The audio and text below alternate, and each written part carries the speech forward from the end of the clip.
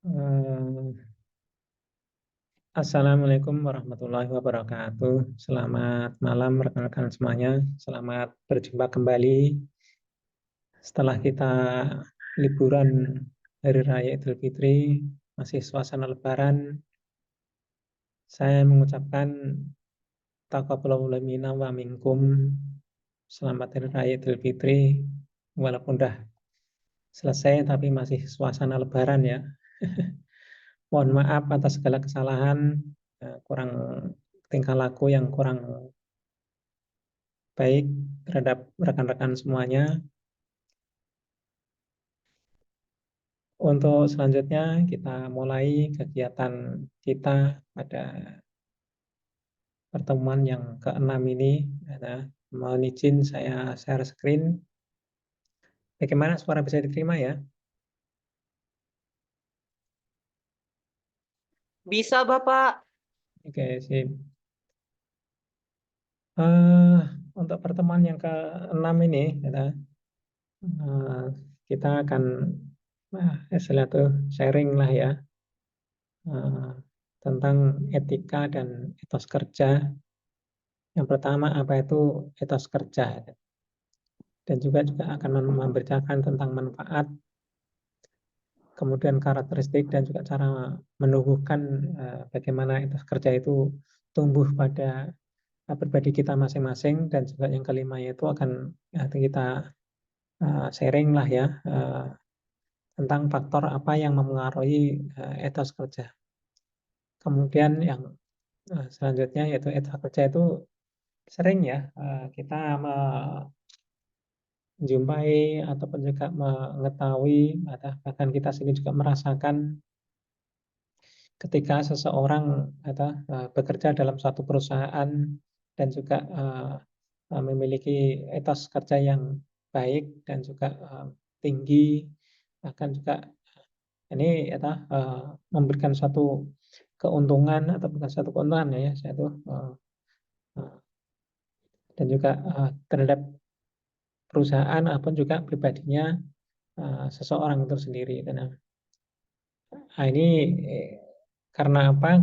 Kadang ada pimpinan perusahaan atasannya atau ini menjadi satu poin tersendiri ya, ketika karyawan itu memiliki kinerja yang baik, yang dicerminkan dari pribadinya ataupun juga uh, kinerjanya dari bisa dilihat, sehingga uh, itu menjadi poin uh, tersendiri ketika pimpinan atau perusahaan itu memberikan satu penilaiannya. Dan juga ya, tidak menutup kemungkinan ketika uh, ada promosi atau ada pengangkatan karyawan, kenaikan jabatan dan sebagainya, ini menjadi poin tersendiri bagi karyawan tersebut. Oleh karena itu manfaat itu ya banyak lah. Selain untuk perusahaan juga untuk pribadinya orang tersebut. Tidak hanya ketika kita bekerja dalam satu perusahaan, akan tapi bahkan bahkan kita hari ini juga masih katakanlah masih belajar di bangku perkuliahan atau perguruan tinggi, tetapi ketika kita juga menjadi mahasiswa yang memiliki etos yang baik, yang tinggi, maka juga akan memberikan dampak yang baik kepada pribadi kita. Misalnya kita ada tugas yang harus kita kerjakan, kita juga bisa mengerjakan sesuai dengan waktu yang diberikan. Kemudian tidak terlambat di dalam mengupload tugas-tugas dan lain sebagainya, misalnya. Atau mungkin ketika ada kelas, masuknya tertib mendengarkan dosen menyampaikan mata kuliah apa yang sedang berjalan dan sebagainya.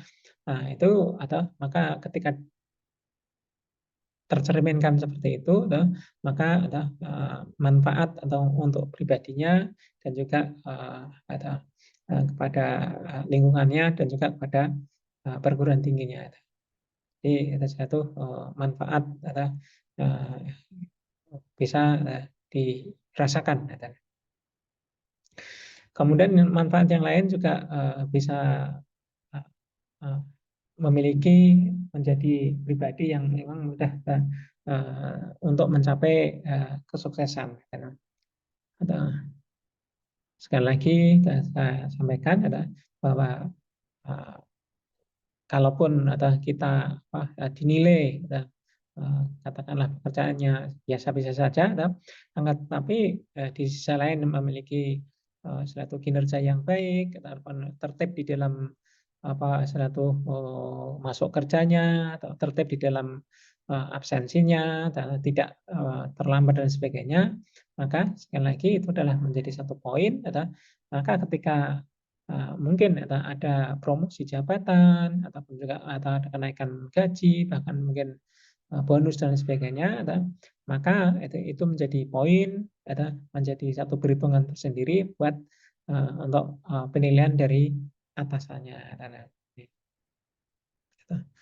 Oleh karena itu, lagi-lagi ini bisa kita bentuk, bisa kita ciptakan, atau bisa kita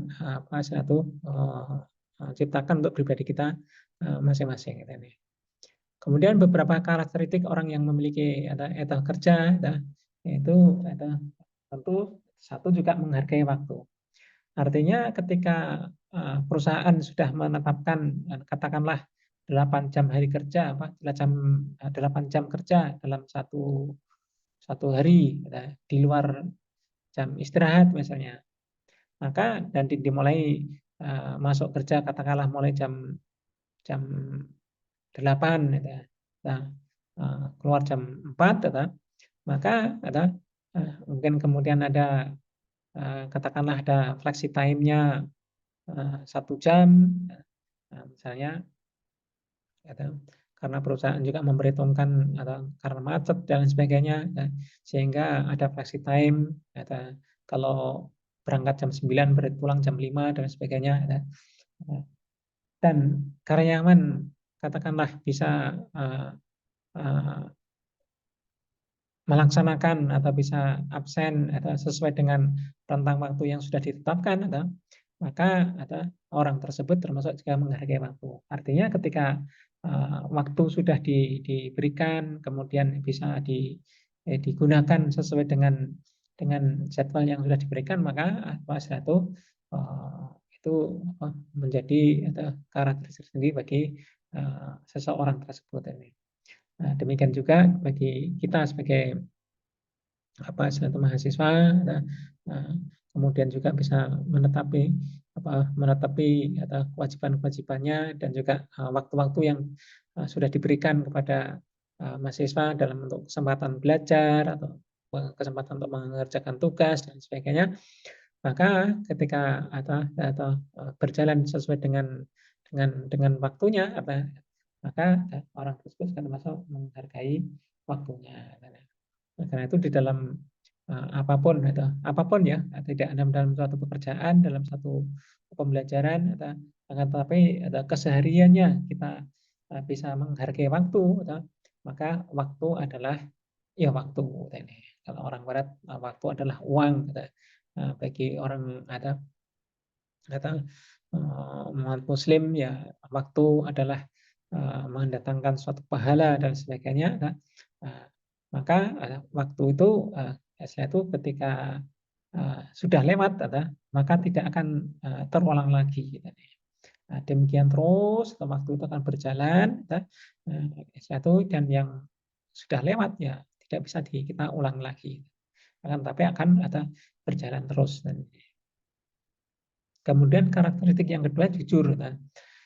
Nah, ketika kita menjadi seorang karyawan, jadi seorang pimpinan, jadi seorang mahasiswa, jadi seorang dosen dan sebagainya, apapun pekerjaannya, apapun jabatannya, apapun ketika sudah tertanam dirinya itu satu kejujuran, maka di mana-mana setelah itu bisa aman. Walaupun katakanlah orang jujur itu pahit, akan tetapi dengan kejujuran itu semua akan biasa-biasa saja. Artinya ketika jujur, jujur ini dari segala segala segala ini ya, segala bentuk, segala disiplin, segala ucapan maupun perbuatan, dan bisa diimplementasikan di mana saja. Ketika jadi karyawan, ya karena jujur, tidak mencuri waktu, tidak mencuri waktu, ini tidak mencuri aset-aset perusahaan dan lain sebagainya. Ataupun ketika menjadi seorang mahasiswa mengerjakan tugas ya tidak nyontek, tidak nyontek, uh, ataupun banyak ya satu dengan sikap yang jujur ini. Kemudian yang ketiga adalah komitmen, ketika atau mendapat suatu suatu tugas, maka ya komitmen apa yang diberikan atau mandat apa yang ditugaskan kepada kita, maka kita kerjakan. Kemudian konsisten pun juga demikian, jalan konsisten dengan apa yang kita kerjakan, sehingga dampaknya akan mendapatkan satu keberhasilan. Kemudian tanggung jawab ini adalah dengan konsisten tentu tanggung jawab yang diberikan kepada kita ini akan kita laksanakan, karena itu adalah satu amanat, karena amanat ini. Karena itu kemudian setelah kita memiliki tanggung jawab dengan apa yang kita emban, atau apa yang kita kewajiban yang harus kita jalankan, maka dengan kita memiliki tanggung jawab yang harus kita laksanakan, yang harus kita kerjakan, maka kita bisa memiliki inisiatif ataupun bisa mengembangkan, karena kita memiliki kekuatan, memiliki pemikiran yang bisa lebih berkembang lagi. Oleh karena itu beberapa suatu inisiatifnya itu yang kita miliki, perlu kita kembangkan, maka dengan demikian kita bisa bekerja sama dengan siapapun, karena kita menghargai waktu, karena kita bisa jujur, karena kita bisa komitmen, bisa konsisten terhadap apa yang kita emban, dan juga kita menjadi seorang yang memiliki tanggung jawab, maka di mana-mana kita bekerja sama dengan siapapun bisa. Kita bekerja sama dengan siapa bisa. Walaupun kita sebagai seorang pimpinan misalnya, atau membagikan tugas kepada bawahnya, siapa mengerjakan apa, akan tetapi walaupun kita sebagai supervisor dan sebagainya, kita juga bisa bekerja sama dengan bawahannya, atau kita sama-sama sebagai katakanlah sama-sama satu level, kita juga bisa bekerja sama dengan rekan sejawatnya, seperti itu. Nah, kemudian cara kita bagaimana kita bisa tumbuh etos kerja ini, tentu dan kita memiliki atau satu kebiasaan atau target lah ya, target yang harus kita laksanakan, misalnya kita atau saya atau kami, katakanlah dalam menempuh atau kuliah ini harus sudah selesai sesuai dengan jadwalnya. Misalnya kalau kita ngambil S1 selama 3 tahun atau 4 tahun atau 3 tahun setengah, ataupun apalah itu harus selesai, maka ya bisa menyelesaikan dengan sesuai dengan waktunya. Artinya kita memiliki target, kita menentukan target. Atau ketika diberi tugas oleh atasan kita, di target, atau misalnya dalam satu satu perusahaan kita menjadi bekerja dalam bidang katakanlah pemasaran, ditargetkan harus mencapai omset sekian, dengan target itu kita bisa nutupi, kita bisa mengejar, kita bisa bekerja sesuai dengan targetnya. Maka dengan demikian misalnya itu kita juga memiliki etos yang baik. Nah, berarti itu sudah tumbuh di dalam pribadi kita masing-masing, etos kita yang dalam etos bekerja. Ya. Misalnya atau dalam satu kelompok, dalam satu tim, kita menjadi bagian dari situ. Kemudian kita berusaha menjadi contoh yang baik. Ini juga berarti dalam diri atau dalam pribadi atau seseorang tersebut adalah sudah tumbuh etos yang baik, etos yang baik. Kemudian walaupun didukung dengan dipengaruhi dengan faktor-faktor yang lain.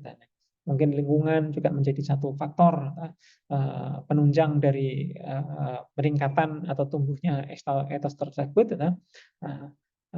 Walaupun tetap pribadi kita memang harus kita bangun, harus kita tumbuhkan seperti itu. Memang tidak gampang ya, tidak gampang, apalagi pengaruh lingkungan itu sangat kuat sekali, sangat kuat sekali. Oleh karena itu, dengan memiliki prinsip bahwa ini adalah ingin menumbuhkan etos yang baik, maka walaupun lingkungan itu memiliki pengaruh, akan tetapi kitanya tidak terpengaruh. Tentu semua itu harus berusaha dalam rangka meningkatkan etos kerja yang baik.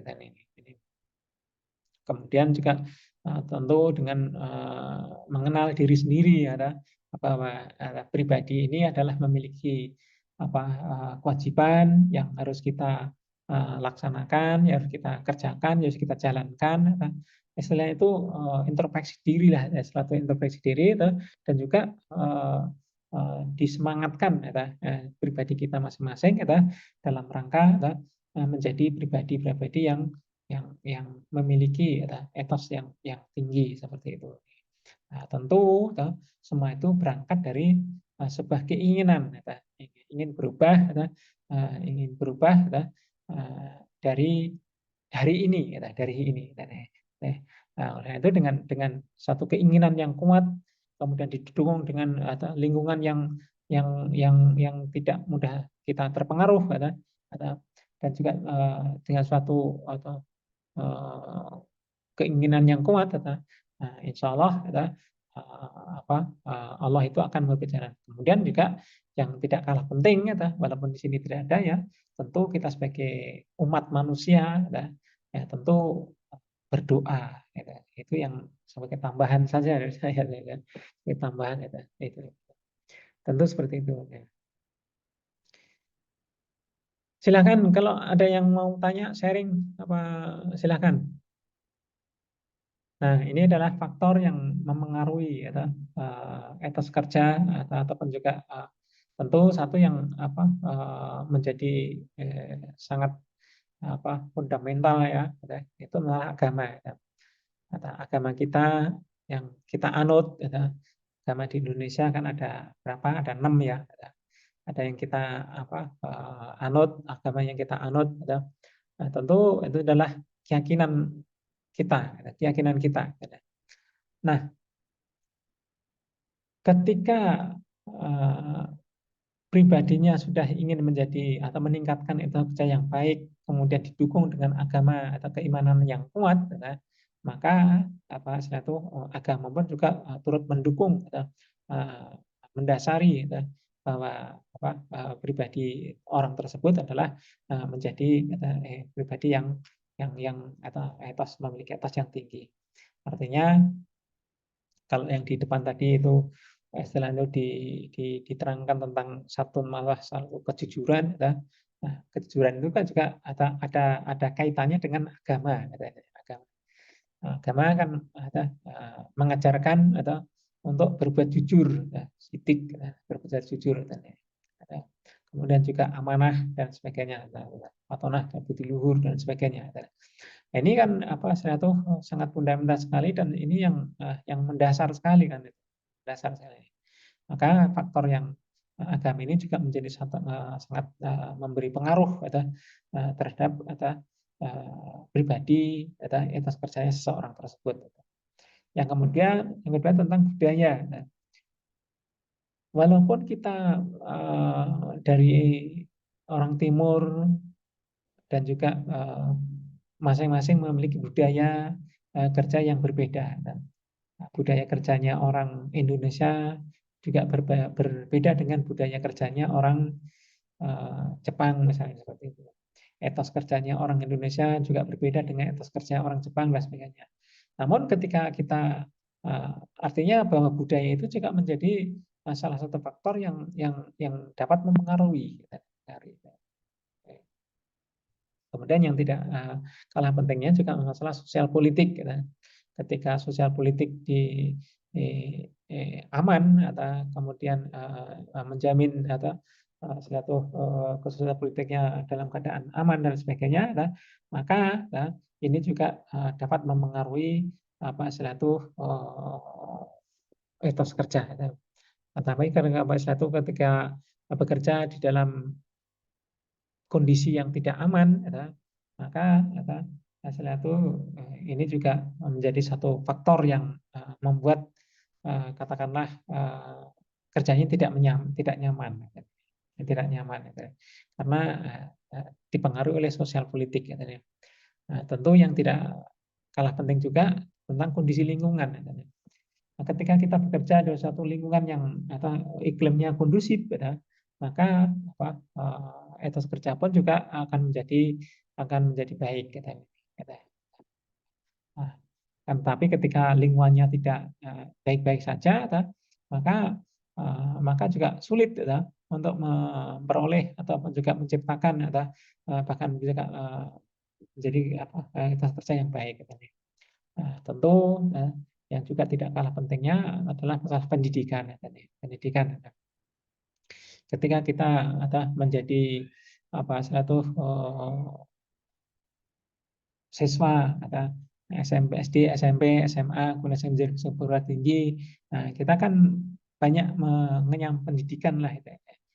Setidaknya dengan pendidikan yang jenjang yang lebih tinggi, maka etos kerjanya pun juga menjadi lebih baik. Walaupun itu juga bukan menjadi suatu jaminan, tapi setidaknya bisa mencerminkan bahwa dengan pendidikan yang jenjang yang lebih tinggi, maka tercermin pula etos kerja yang baik. Tentu itu dibangun dari dalam dengan motivasi pribadinya masing-masing. Ketika pribadinya sudah termotivasi untuk menjadi apa istilahnya itu meningkatkan etos kerja yang baik, maka semua itu juga menjadi faktor penentu. Faktor penentu.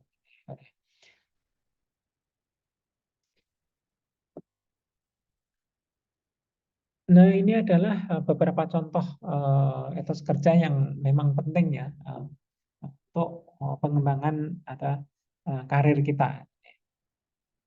Dalam rangka kita merintis karir, yang kita awali dengan mencari ilmu di perguruan tinggi ini, maka beberapa contoh ini menjadi satu rujukan lah ya, menjadi rujukan bagi rekan-rekan semuanya. Nah, yang pertama di sini diterangkan tentang tepat waktu. Lagi-lagi ya, ketika kita disiplin tentang waktu, maka terbentuk pula satu kedepannya tentang kedisiplinan kita. Di mana-mana kita ketika tepat waktu di dalam rangka satu melaksanakan baik itu sebagai karyawan, sebagai pimpinan, sebagai atasan, sebagai bawahan, sebagai mahasiswa, sebagai apapun, sebagai dosen dan sebagainya, Ketika kita bisa menetapi waktu, katakanlah sesuai dengan jalan yang apa, jadwal yang ditentukan, gitu, maka ini juga menjadi satu satu apa, poin penting gitu di dalam mengembangkan karir ke depannya. Tentu tetap tentu dengan yang tidak kalah pentingnya juga dengan kita tetap melaksanakan atau mentaati peraturan-peraturan yang diberikan. Oke, kemudian juga sesama pimpinan, bahkan sesama tim atau sesama mahasiswa, sesama dosen, sesama guru dan sebagainya, bahkan sesama masyarakat, nah kita juga saling menghormati dan juga saling menghargai antara satu dengan yang lainnya. Nah, ketika sudah tercipta yang demikian ini, maka untuk kita bekerja sama dengan tim, bekerja sama dengan atasan, bekerja sama dengan bawahan, bekerja sama dengan apapun, bekerja sama dengan siapapun, maka kita bisa bisa laksanakan, bisa kita laksanakan. Ya, kerjasama kita apa itu tidak keberatan.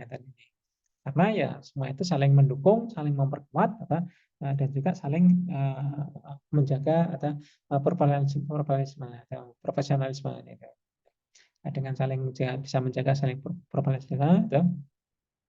profesionalisme, maka di dalam kita memimpin suatu perusahaan atau bekerja dalam suatu perusahaan itu bisa menjaga nama baik perusahaan. Tentu dengan berpikir yang realistis ya. Apa yang kita kerjakan kita mampu untuk kita bisa melaksanakan. Karena di dalam apa mengembangkan karir yang kita rintis tentu penuh dengan tantangan maka kita wajib untuk wajib untuk menghadapi tantangan tersebut dan kita bisa bertahan dan juga bisa mampu menghadapi tantangan yang kita hadapi itu. Karena bagaimanapun ketika kita menjadi seorang yang ingin sukses dalam karirnya, ini juga tidak mudah, tidak mudah. Akan tetapi ketika kita mengambil risiko dan juga berani menghadapi rintangan dan juga siap untuk menghadapi rintangan dan sebagainya, maka kita bisa mengatasi masalah, bisa mengatasi masalah. Tentu dengan rasa yang semangat atau berpikir yang positif, kemudian juga semangat untuk berhasil dan sebagainya. Nah, tentu dari yang biasa menjadi yang tidak biasa, maka kita harus bisa beradaptasi untuk menjadi satu perubahan yang tadinya itu katakanlah tidak disiplin, kita harus berubah menjadi orang yang bisa disiplin. Karena kita telah memiliki tanggung jawab yang harus kita laksanakan, karena kita fokus pada perkembangan karir kita yang kedepannya kita harus bisa berhasil seperti itu. Nah, mungkin itu yang bisa kami sampaikan. Untuk selanjutnya silakan ada yang mau bertanya. Silakan untuk sharing on kamera sebentar, tolong untuk di absensinya. Silakan untuk yang bertanya. Nah, kemudian untuk yang saya sampaikan untuk kalau di Edlink itu 6-7 ya, itu saya isi kemarin itu saya isi tentang UTS ya, tentang UTS. Tentang UTS. UTS itu mudah nih, UTS sudah saya setorkan, nanti saya sampaikan tentang UTS nanti ya. Yang bisa on kamera, mohon untuk on sebentar. Kemudian apa tadi? Iya, Pak, jadi tugas 6 sama 7 itu UTS kan, Pak? Iya betul, ya itu nggak usah diupload di Edlink, nggak apa-apa. Apa artinya nanti saya jelaskan ya. Kartu saya ambil screenshotnya dulu. Oh, absensi.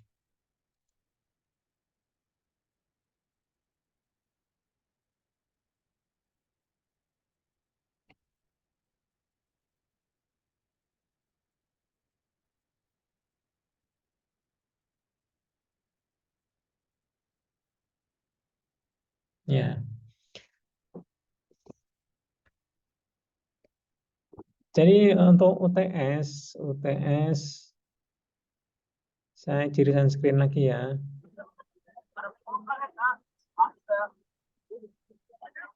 Saya izin share screen. Hmm.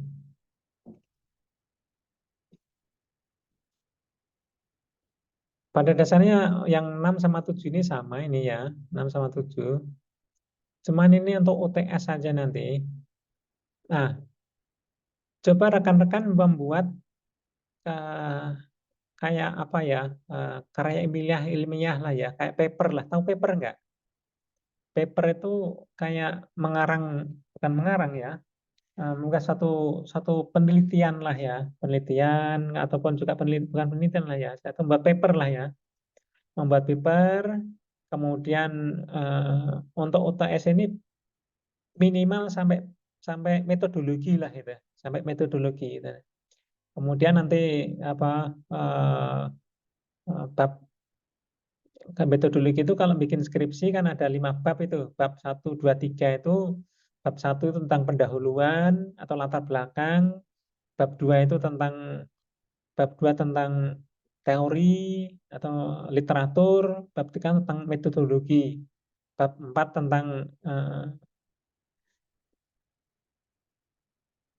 apa eh, hasil dan pembahasan, bab 5 tentang kesimpulan dan saran itu. Nah, untuk UTS ini setidaknya membuat sampai bab 3 tadi, bab sampai metodologi lah seperti itu, sampai metodologi. Nah, adapun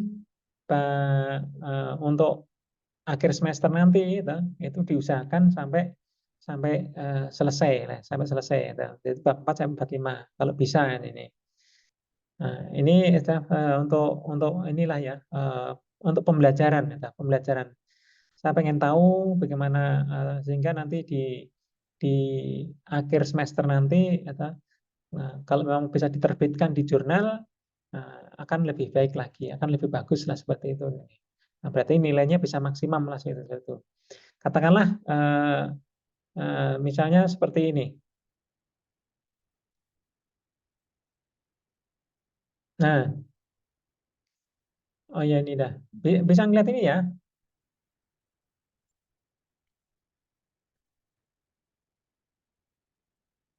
Rekan-rekan bisa.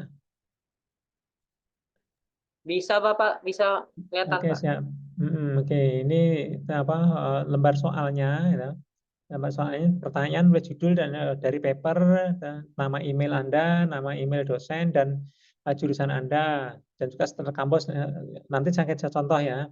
Nah, kemudian pertanyaannya lagi keduanya itu juga menuliskan masalah penelitian yang terkait dengan mata kuliah yang sudah saudara pelajari. Misalnya ini jurusan apa ya? Industri, komunikasi, jurusan apa? Manajemen industri, apa? Relasi industri.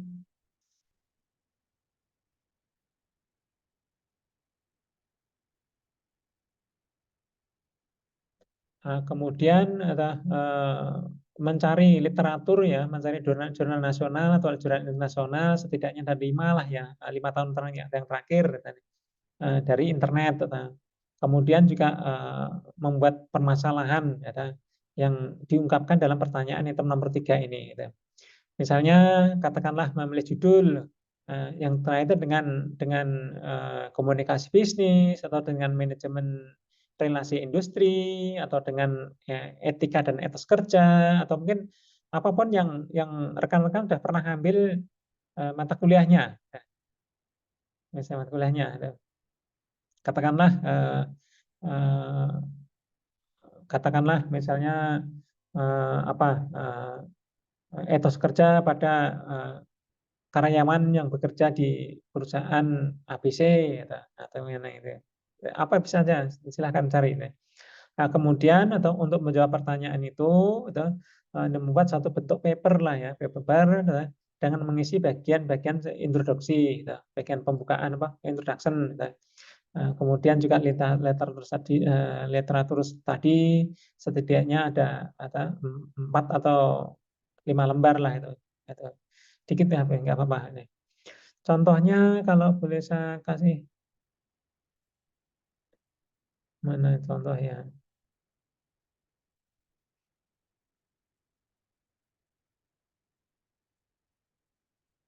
Ya, Contohnya Pak, apa? mohon izin. Nafisa, Eh, Zoom-nya barengan ya, Pak?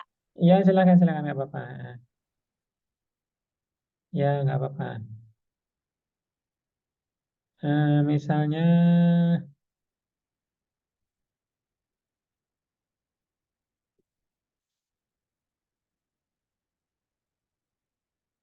katakanlah ini ada eh,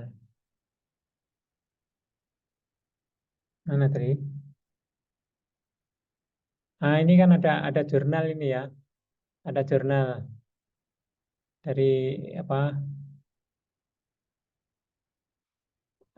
Ini template-nya udah ada, ini udah ada template. Tinggal apa itu membuat kalimat pendahuluan lah tentang apa gitu. Nah, tentang apa dan ini judulnya nanti kita ganti, kita katakanlah seperti ini ya. Hmm, mana kemarin? Atau punya saya aja ya, punya saya aja lah. Oh, bentar, bentar, bentar. Hmm,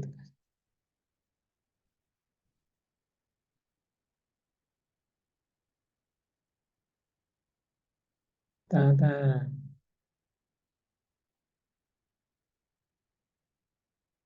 Bentar, saya cari dulu ya. Silakan ada yang bertanya, silakan mau ada tanya.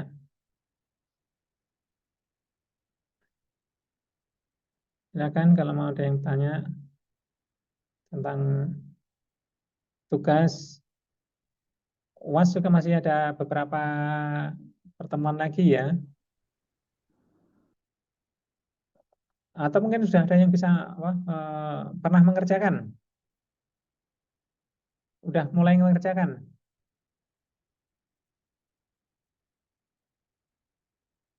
Sudah ada yang pernah apa, mulai mengerjakan.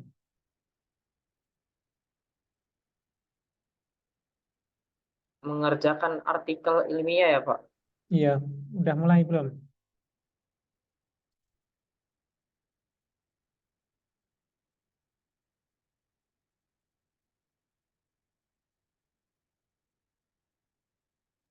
Belum sih, Bapak. Oh, belum. Ya, nggak apa-apa. Coba saya share ini ya.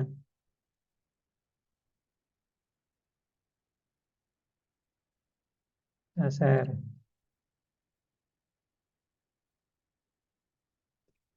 Tak share ini.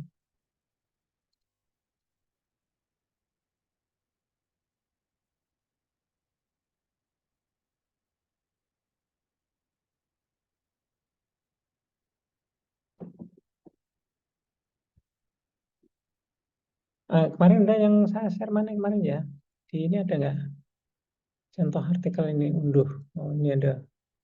Jadi unduh.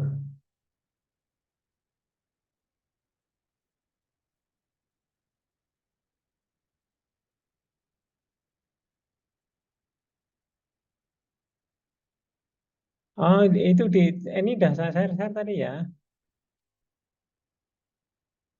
Saya share.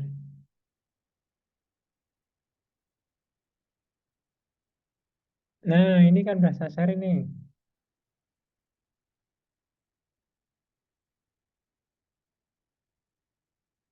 Nah, ini kan contohnya ini kan. Jadi apa download? Ini di download aja ini contoh contoh artikel ini. Contoh ini di download. Udah pada download belum? Silakan. Silakan download dari sini. Ini udah saya buka tadi. Nah, ini kan ada ini.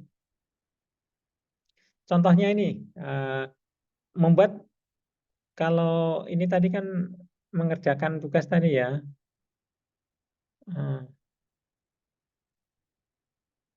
Pertanyaan yang kedua ini berarti membuat judul paper, nama email dan sebagainya. Ini kan eh,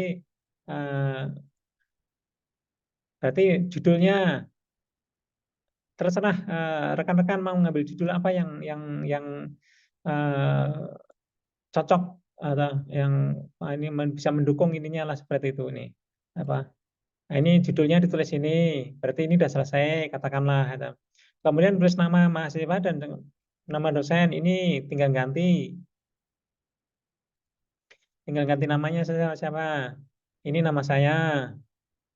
Kemudian nomor satu ini, gitu. Berarti satu ini berarti program studi apa rekan-rekan manajemen relasi industri Politeknik Krakow Banten ini. Berarti kemudian ini juga ada apa tinggal copy ini emailnya dan sebagainya. Ini berarti udah selesai. Dah. Nah, kemudian ini lewatkan dulu aja. Ini lewatkan dulu aja. Ini nanti belakangan aja nggak apa-apa ini. Ini dilewatkan dulu aja. Nah, kemudian ini juga dilewatin dulu aja.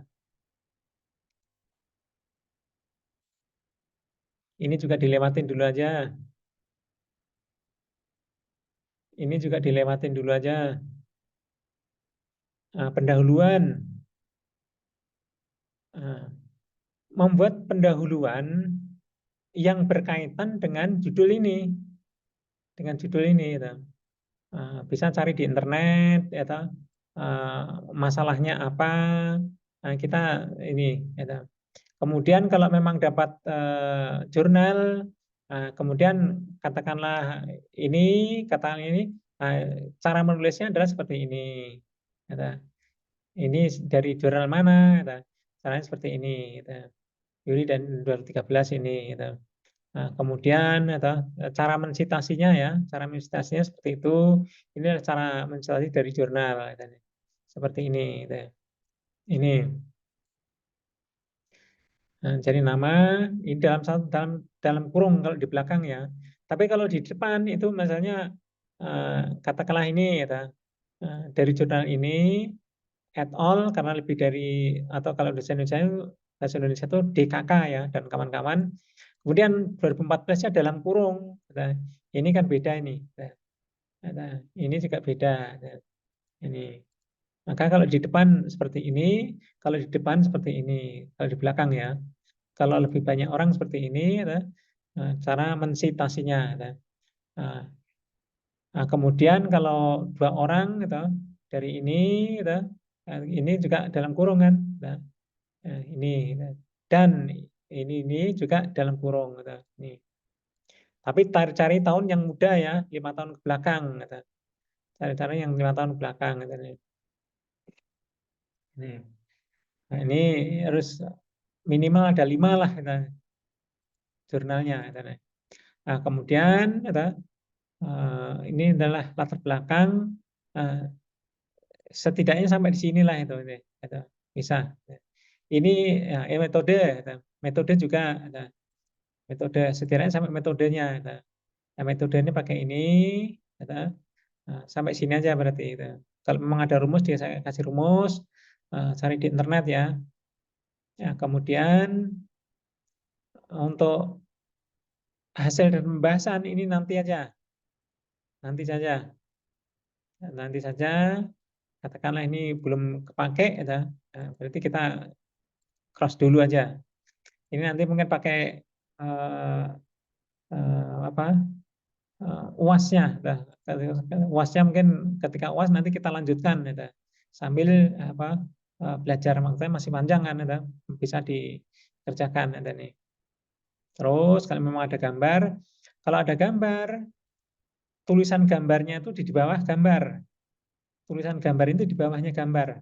Kan ada gambar ini. Ini kan gambar ini. Nah, ini kan gambar ini. Ya, tulisan gambar ini ada di bawahnya.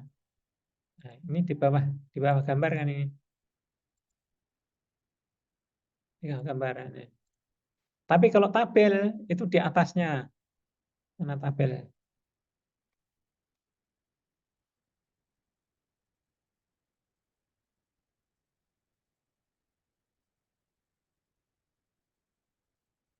Nah, kemudian daftar pustaka. Daftar pustaka juga harus masuk. Gitu.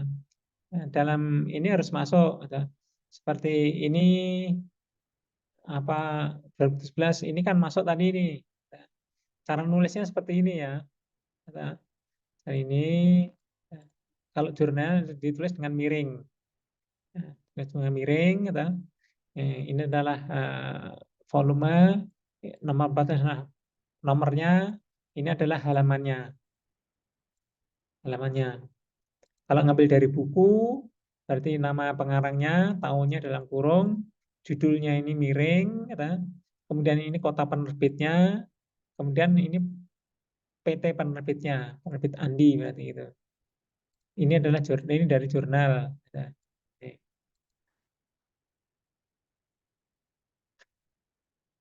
Oke, sampai di situ, sampai di sini ada pertanyaan?